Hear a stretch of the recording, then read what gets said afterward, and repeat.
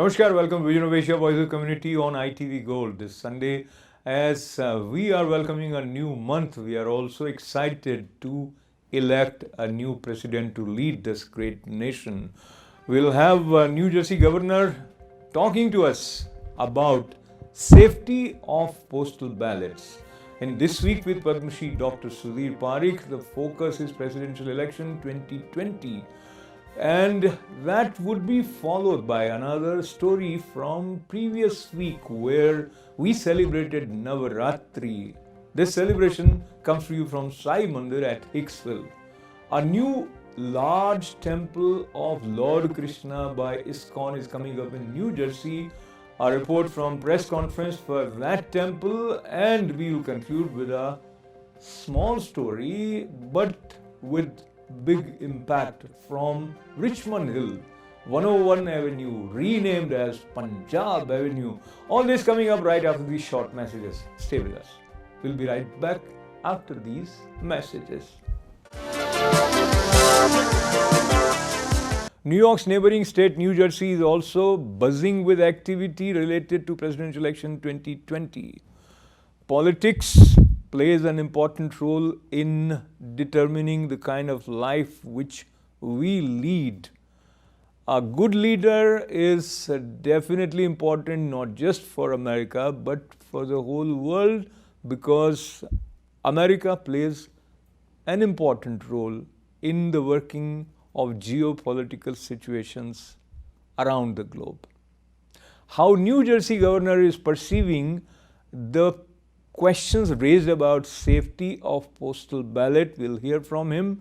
He also talked about the invention of vaccine and fight against pandemic caused by COVID-19.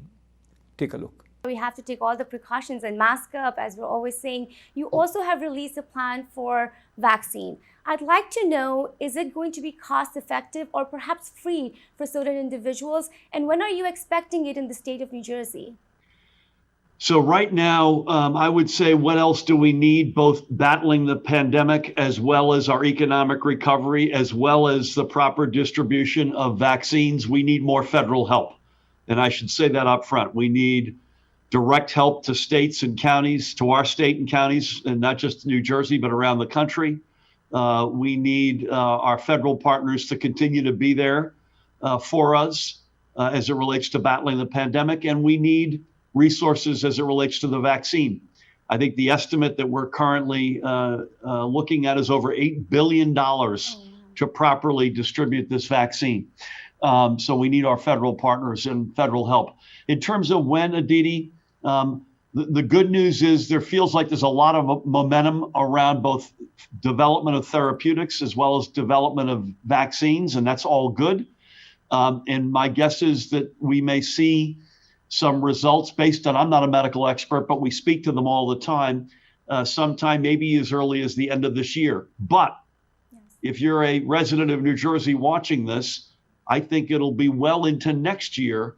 And I hope it's sooner than this. Believe me, we're doing everything we can, assuming it's safe and it works.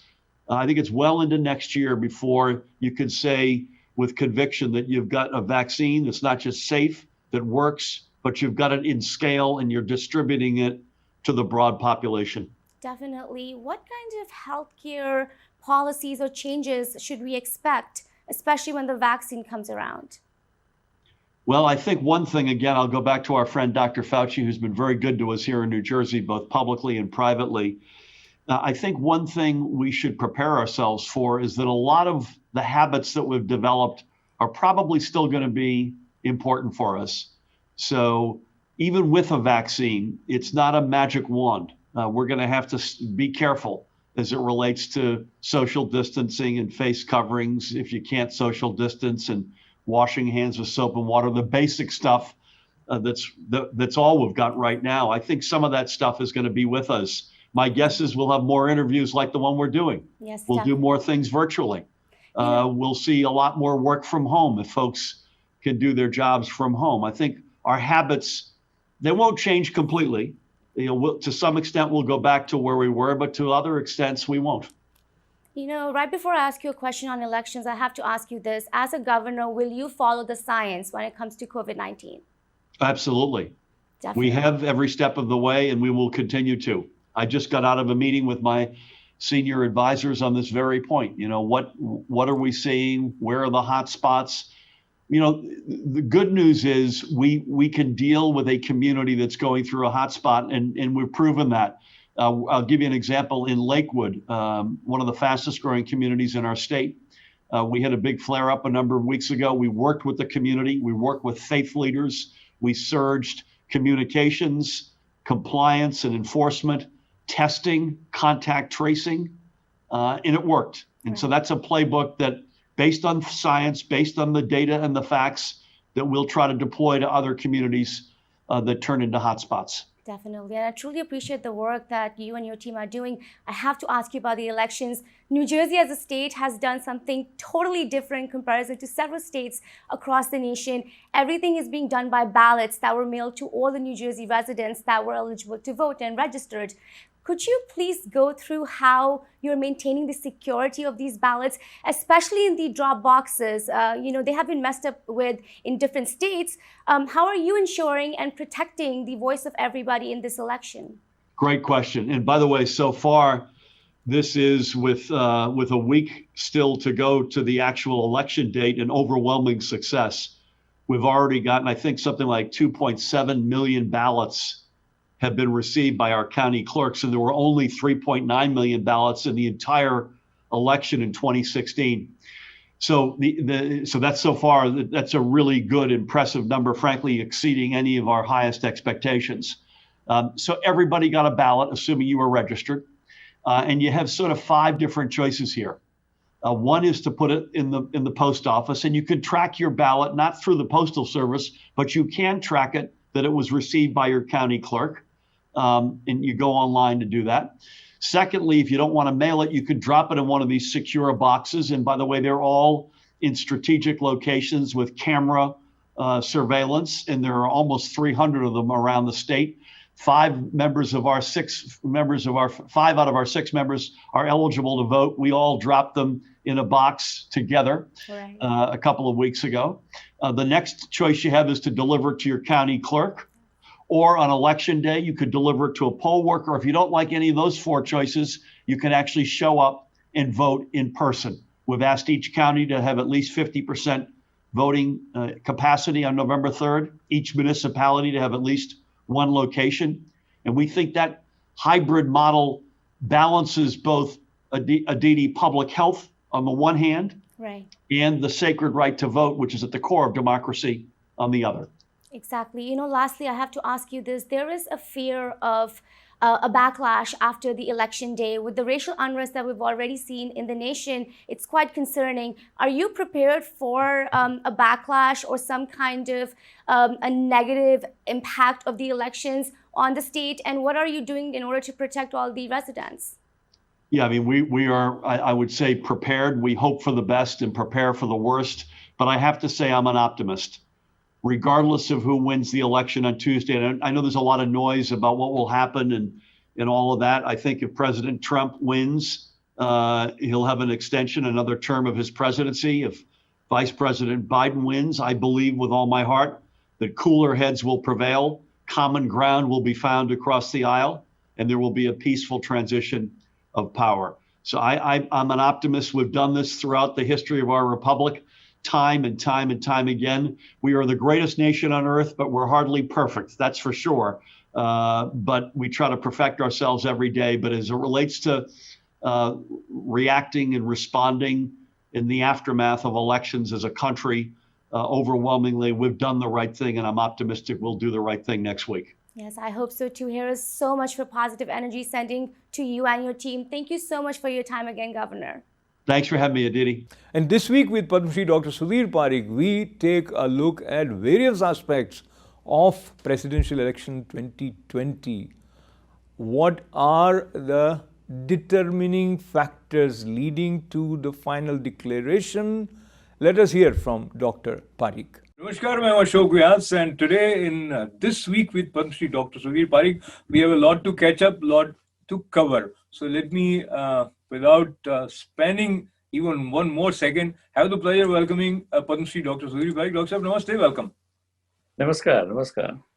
So let us begin by your take on the recent visit, High Delegation, Defense Secretary and Secretary of State from USA visiting India, and the recent declaration of America's support for India.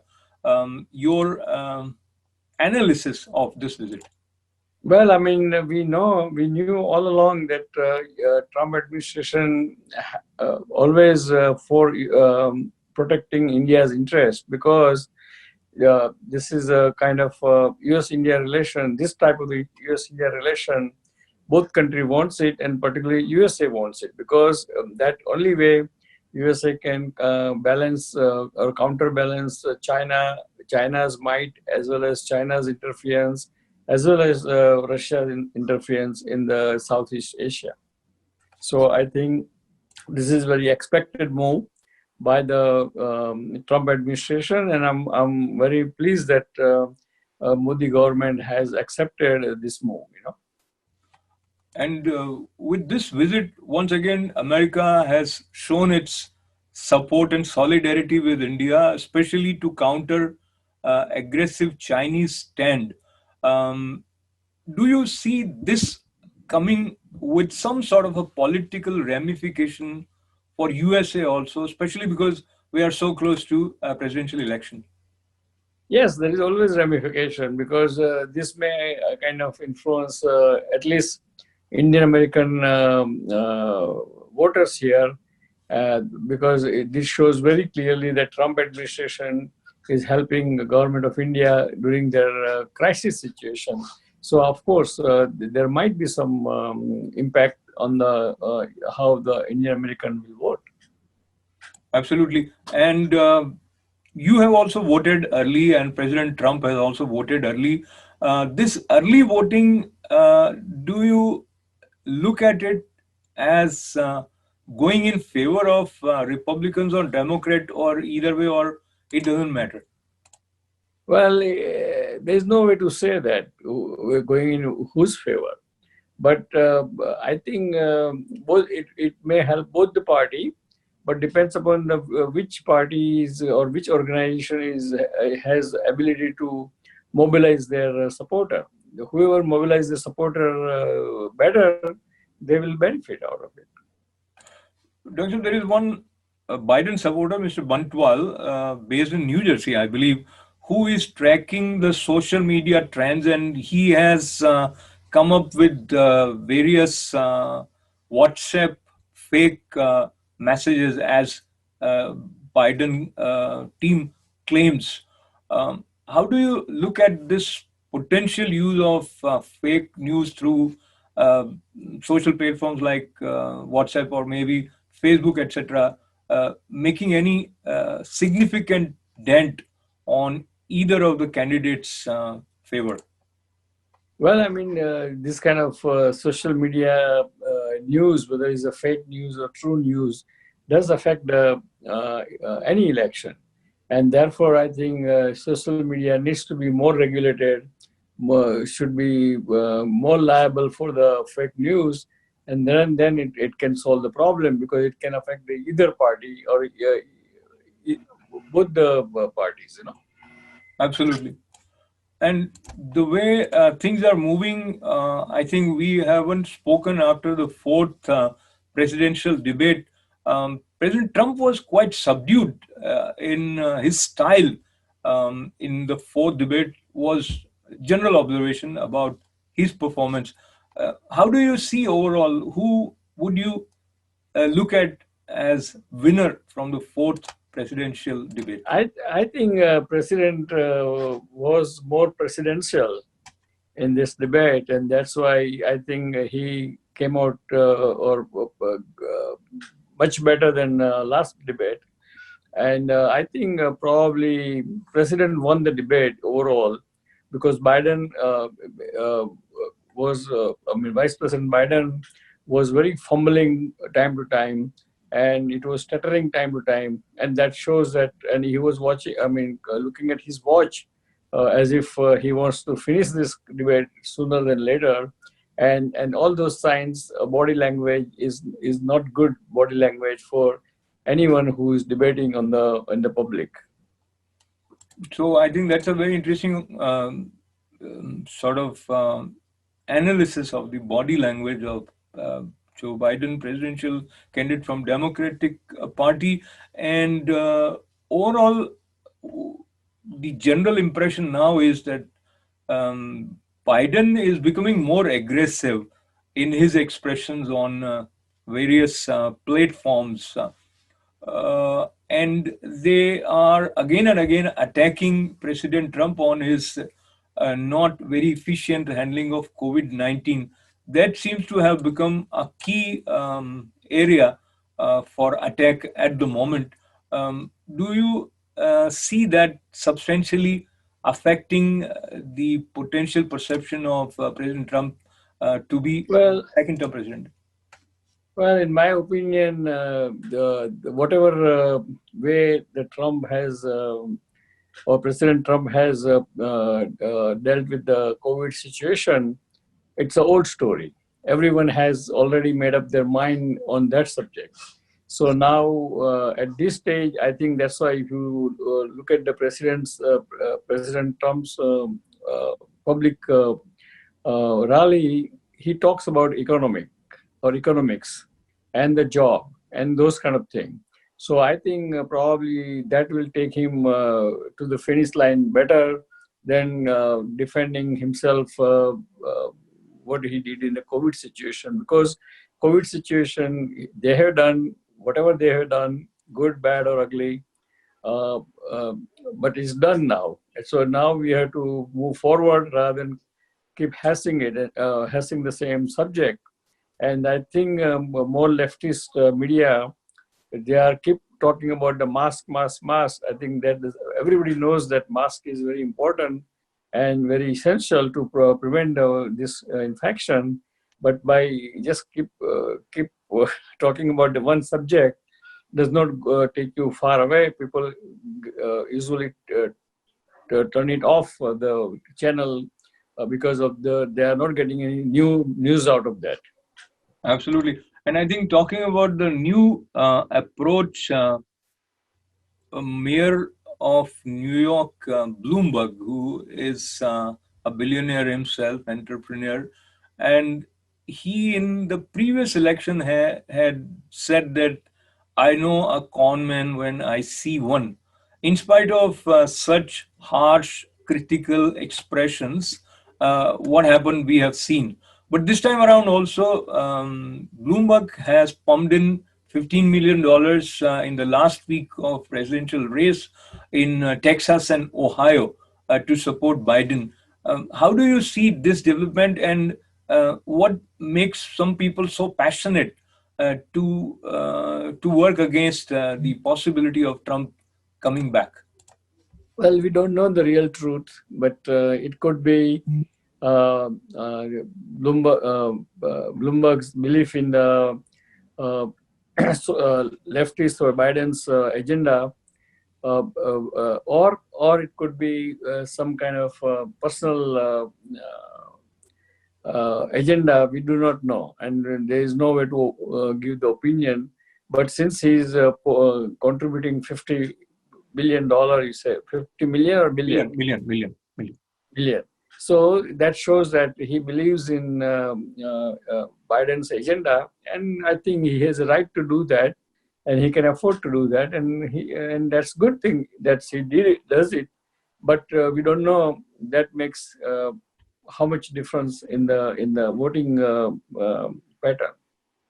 In general, Hindu American community, as you have earlier in our shows shared, that they are divided in both sides. Yet many Hindu Americans are supportive of President Trump's approach towards India, overall his friendship with Prime Minister Modi. And there are many voices, even Indian American women's voices from New Jersey also coming up in support of Trump. And this recent visit of Secretary of State and Defense Secretary to India has also strengthened their conviction that Trump is the right choice. where would you see, is there any significant sort of impact which Hindu American community can make? Being in New Jersey, you are aware that there are many active and loud voices in support of Trump in New Jersey. Well, I mean, I don't know whether you know that I'm kind of one of the senior advisor to American Hindu community who believes in political club. So I think we know that it's a fact that Trump administration is more pro-India, at least in the current situation. And therefore, if any Indian American, I mean, helps or supports the Trump President Trump's election, that is well and good. But I'm sure there are quite a large number of Indian American just support the Vice President Biden's campaign. So I think both are good because we, as a community, I strongly believe that we must support both the parties. You cannot be on one-sided because to protect our own interests, the selfish interests of the community, we must support both the parties. That way we have access to both the parties in the future.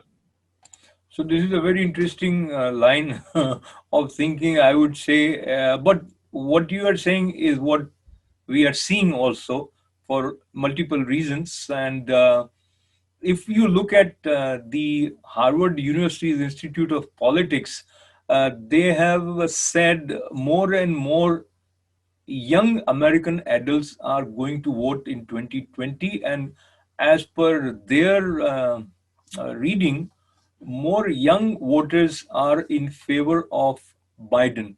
Do you somewhere, as a sort of a hunch, agree with their declaration of young? I think I agree with them because we all know there is a saying in the English. So when you are in 20s, you are socialist. When you are 40s, you become realistic, and when you are in 60s, you are capitalist. So it's not surprise their conclusion is well known that always young people are more idealistic, more socialist than older people, and therefore I'm not surprised that if young population votes for Biden campaign, that is probably is expected. So that is another interesting, I would say, conclusion that you have shared.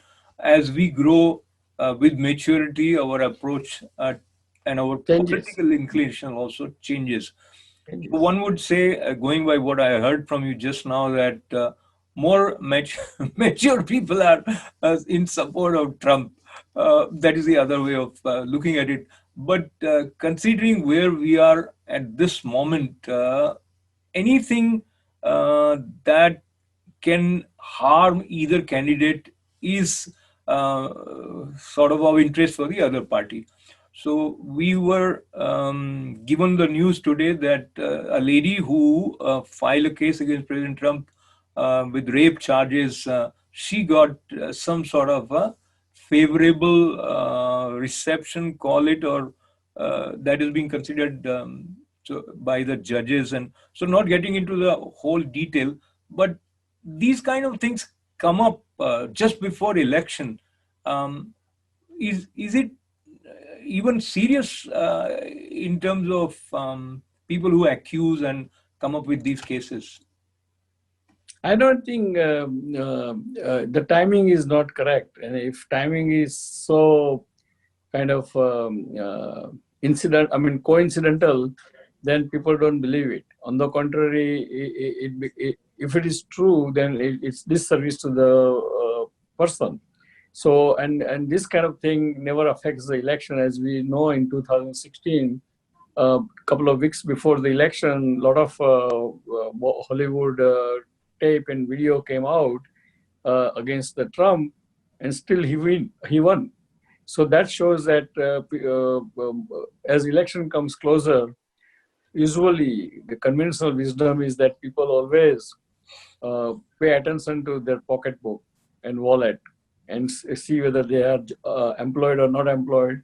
What are the possibility of getting employed? Who will employ more, and who will do help economics, day-to-day family situation or financial situation, whether it is employment or taxes or what. So that's only the reason. Unless there is some unknown large event happens, usually people vote on their wallet. Absolutely. And that makes sense. And just as we conclude, two more points, and I'll come back to economy. But before that, President Trump's Supreme Court nominee, Amy Coney Barrett, was confirmed. And here's another conservative Supreme Court judge now. Credit goes to President Trump. Do you see this also has some political ramifications? Yeah, there is a political ramification, because those who are conservative in thinking, or those who believe in that court has to follow the constitution line by line or word by word, I think for those people, I think this appointment is very important, and probably they may vote for President Trump because they got what they believe in it. So finally, as you mentioned, wallet plays an important role. On that front, in this show, you have earlier mentioned that Democrats are more inclined towards socialism, and overall market has done well under President Trump. So keeping that in mind, your final remarks and your kind of guess in terms of who is going to reach White House. Well, I mean, it's very close election. Let me tell you, closer than what polls are showing. So it's very close election.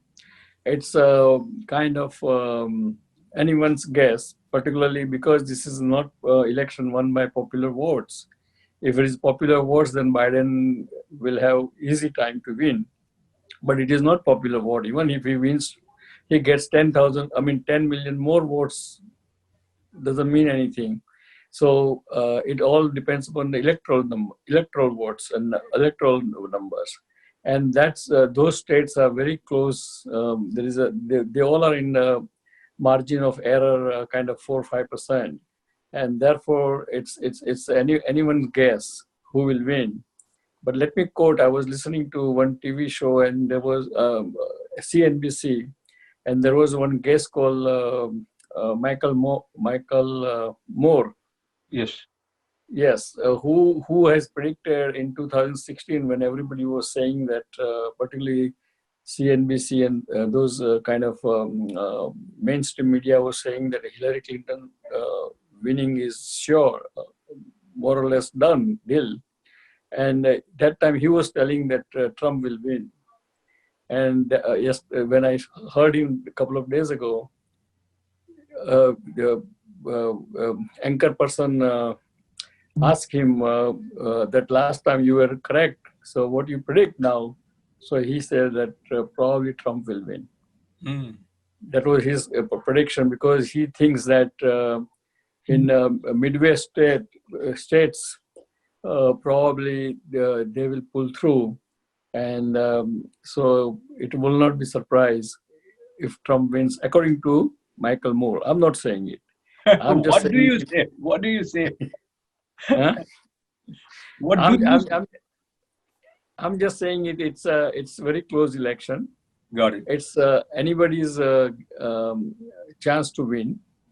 It all depends upon their organization, whether a Democratic organization or Republican organization, how they mobilize their voters. If Democrat thinks that, okay, Biden is going to win, and they don't go and vote, then I think Biden will be in trouble. The same thing applies to the Trump. Absolutely. And therefore, I think anyone who take it granted may lose. So that's my opinion. That let's wait and watch. Makes a lot of sense. And your final words for our viewers from today's show. Well, I mean, as I said, that thanks for joining us. Really, I must say that voting is our rights. We have this right only once every 4 years. So please vote. Please vote of your choice, a candidate of your choice. Please vote what you believe in it, but vote. And that's only way the democracy can survive. And we all should do to make democracy get better and stronger. So thank you for joining us. God bless America, God bless India, and God bless democracy. Thank you. Time to move towards devotional path with celebration of Navratri. Report coming from Sai Temple, Hicksville, where every evening of Navratri was observed with Chandi Havan, chanting of Lalita Sahastranaam, Kirtan and Pravachan. Dr. Nuri Dattatreya expressed his deep satisfaction on the flow of grace. The puja was conducted by Sanskrit brothers Mahadev Sharma and Srinath Sharma. Here is our report. माँ की स्मृति के साथ यानी जगत जननी की स्मृति के साथ न केवल श्रद्धा, शक्ति, स्मृति, बुद्धि, करुणा सब कुछ जुड़े हुए हैं। माँ का स्मरण करने से एक प्रकार का जो आंतरिक संबल जागता है, उसकी महिमा भारतीय ऋषियों ने और भारतीय ग्रंथों ने बड़े जोर से गाई है। इस महिमा का पारायण दुर्गा सप्तशती के द्वारा भी होता है, ललिता सहस्त्रनाम के द्वारा भी होता है। साई मंदिर हिक्सविल में ललिता सहस्त्रनाम का पारायण करने से पूर्व चंडी हवन किया गया और युवा प्रतिभाओं ने माँ को समर्पित भजन भी प्रस्तुत किए। इस पूजन और हवन क्रम का संपादन संस्कृत ब्रदर्स महादेव शर्मा और श्रीनाथ शर्मा ने किया। इस पूरे आयोजन को लेकर नूरी फाउंडेशन के डॉक्टर नूरी दत्तात्रेय ने बड़ा संतोष और कृतज्ञता के साथ साथ ईश्वरीय शक्ति के प्रति अपना आभार भी व्यक्त किया।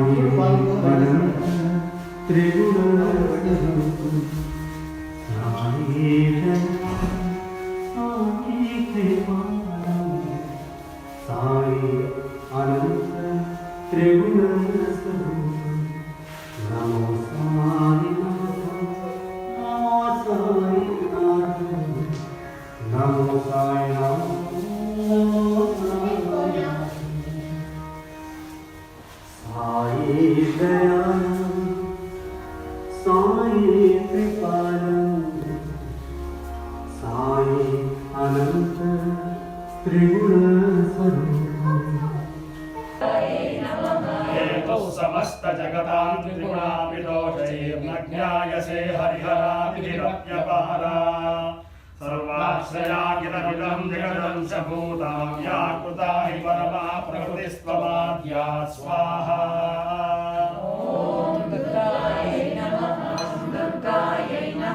मेधासि देवि विजिता किल शास्त्रसारा दुर्गासि दुर्गभवसागरनुरसङ्गा श्रीकैटभारिहृतैककृताधिवासा गौरी त्वमेव शशिभौरिकृतप्रतिष्ठा स्वाहा। ईगत्सहासममलं परिपूर्णचन्द्रबिम्बानुकालिकनकोत्तमकान्तिकान्तम् अत्यद्भुतं प्रहृतवान्नसुधाजनाविवक्त्रं विलोक्य सहसा महिषासुरेण स्वाहा। ॐ दुर्गायै नमः। पार्वतीपतये हर हर महादेव हर। मुखसमाराध्या बहिर्मुखसुदुर्लभा सर्वमङ्गलमाङ्गल्ये शिवे सर्वार्थसाधिके शरण्ये त्र्यम्बिके गौरी नारायणि नमोऽस्तुते।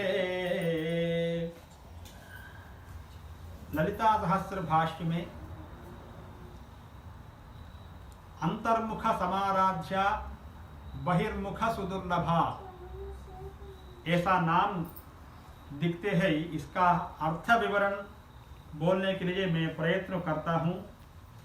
भाष्यानुसार इसका भाष्य का विवरण वाला भास्कराचार्य जी ने इसका ललिता सहस्त्र पाठ जी का व्याख्या कर दिया है। और भास्कराचार्य क्या बोल रहे हैं, अंतर्मुख समाराध्या, यहाँ सगुण उपासना और निर्गुण उपासना का आयोजन किया है। अंतर्मुख बोल के स्वांतम हृन् मानसम मनः इति नैघंटुका वचन। अंतर्मुख बोल के मन में हम एक बार आंखों बंद करके ओ या चिच्छक्ति स्वरूप विद्योतमान है, वो चिच्छक्ति स्वरूप के हम ध्यान पूजा वस्तु पुष्प तोया फल पुष्पादि इत्यादि वर्जित करके हम मन में सभी भावना से करें तो भी माता जी का हम पाव का रीच हो सकता है, पहुंच सकते हैं। या है जय बोलो जगदम्बा माता की जय। ओम अघोरेभ्यो घोरेभ्यो घोरघोरेभ्यः सर्वेभ्यः सर्वसर्वेभ्यो नमस्ते अस्तु रुद्ररूपेभ्यः। जय बोलो जगदम्ब विश्वपालिनी माता की जय। हर नमः पार्वती पतये हर हर महादेव हर। This is when he was chanting mantras and we were doing puja, I was just wondering how this area has transformed. Yeah, absolutely. Yeah. With Navagraha Pratishthapana, with all the pandits, high level rituals happened. And Navratri, this area is being sanctified. Yeah. So this is a divine intervention. Divine, absolutely. Not simply but I am doing it, it cannot happen. Look at the whole area is sanctified. Yeah.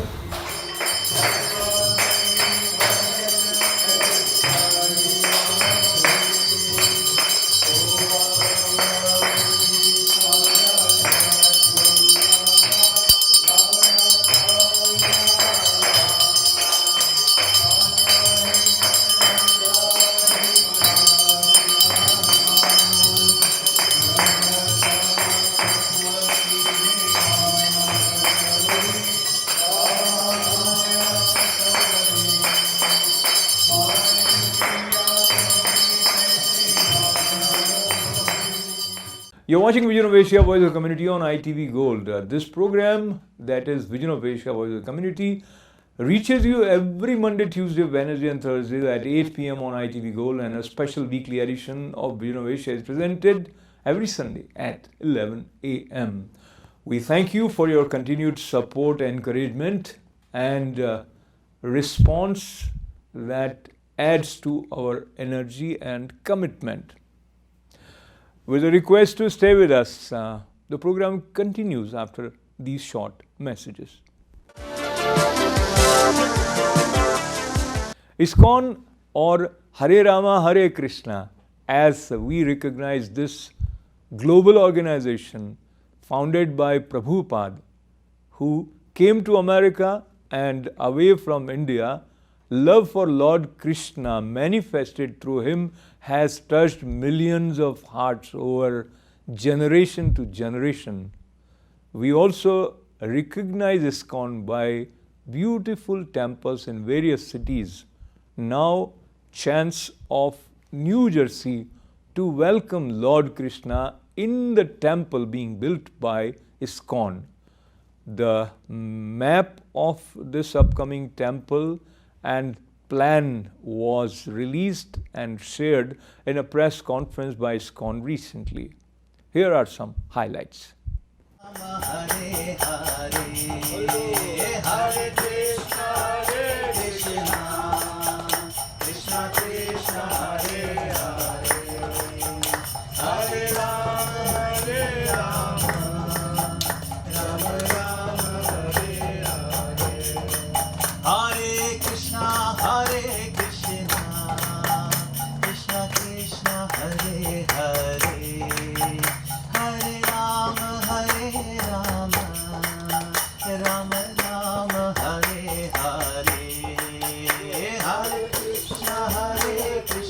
Thank you. Welcome to ISKCON of New Jersey, Parsippany Temple site. You will see here that we are in the middle of constructing a beautiful new home for Radha Krishna here in the center of Parsippany. This temple is going to be a wonderful manifestation and offering to Lord Krishna, and it's manifesting before our very eyes as we speak.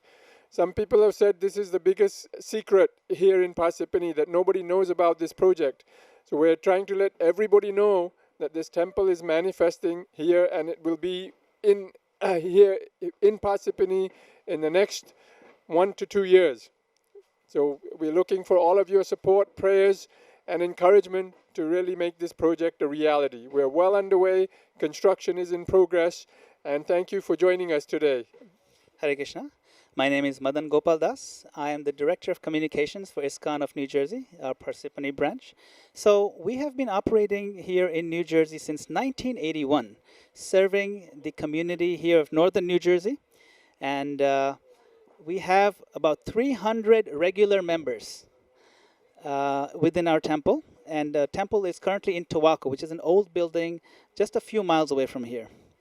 Now, this Parsippany location is considered ideal because we have a large number of congregation right here, and it's also voted the best town to live in New Jersey by Money Magazine a couple of years ago. So we felt this is a very good place to build a beautiful temple for the Lord. Yeah. So now our temple is part of the International Society for Krishna Consciousness, ISKCON, which is a large worldwide movement with over 600 temples and centers all over the world. And we have members from all walks of life, not just those of Indian background, but people from American, European, Japanese, etc. So it's a very open, wonderful society. So we welcome you to come and enjoy this temple. Hare Krishna. Okay, my name is Piyush Patel. I joined this project approximately 6 to 8 months ago, and the main goal of this project is to build ISKCON temple in Parsippany, where there are a lot of our Indian community in this area.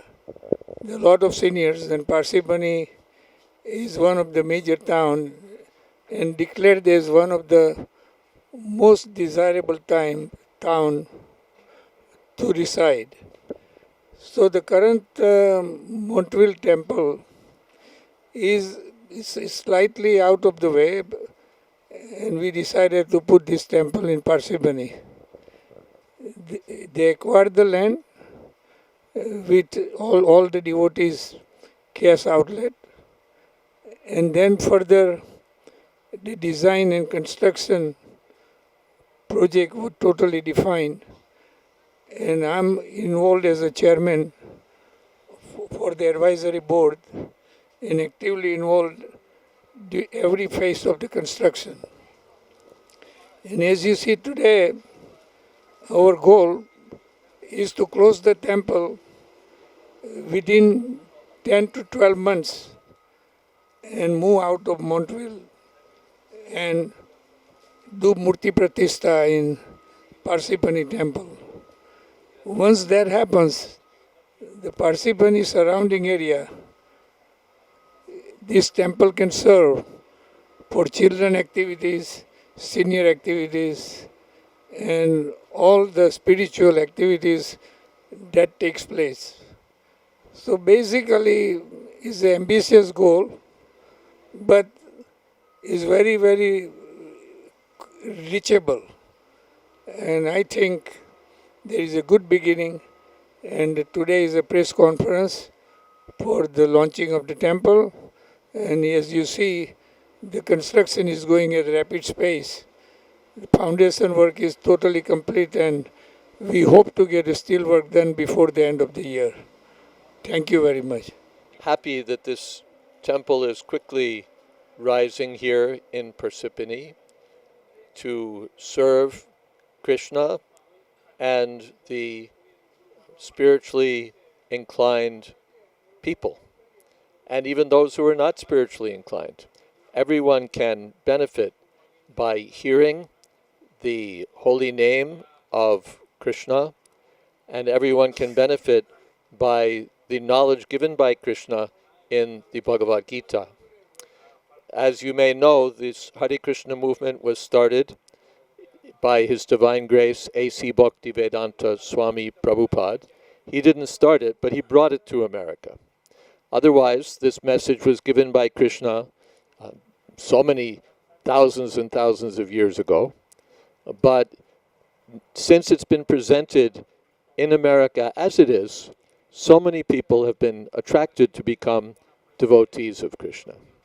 People in America, people in France, in Germany, in China, all over the world are taking to this Hare Krishna movement.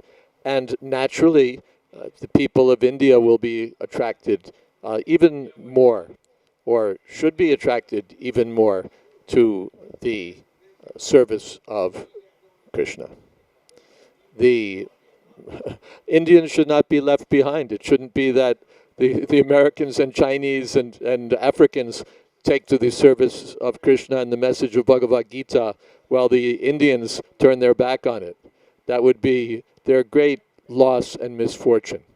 But rather, everyone should take to the service of Krishna, and especially those who are so fortunate as to have had the birth in India or Indian background. Sri Chaitanya Mahaprabhu said that anyone who's taken birth as a human being in India should make his life successful by Krishna consciousness and then spread it for the benefit of others. So that was the mission of Srila Prabhupada, and still it's going on. And we're very happy that this temple is rising so that everyone can take advantage of the opportunity to think of Krishna, to engage in devotional service to Krishna, to worship Krishna, and to offer respects to Krishna and receive Krishna's transcendental blessings and get out of this material world once and for all, to be happy in this life and at the end of life go back to Godhead. Hare Krishna, Krishna Krishna, Hare Hare, Hare Rama, Rama Rama, Hare Hare. Hare Krishna, my name is Mansi Ganga Devi Dasi, and we have a wonderful Sunday school for young children, and currently we have about 80 students in our Sunday school in our temple. When this new monument, wonderful offering of temple comes in the town, we will be able to offer it to so many children and thereby give the message to the coming generation. Thank you so much. Hare Krishna.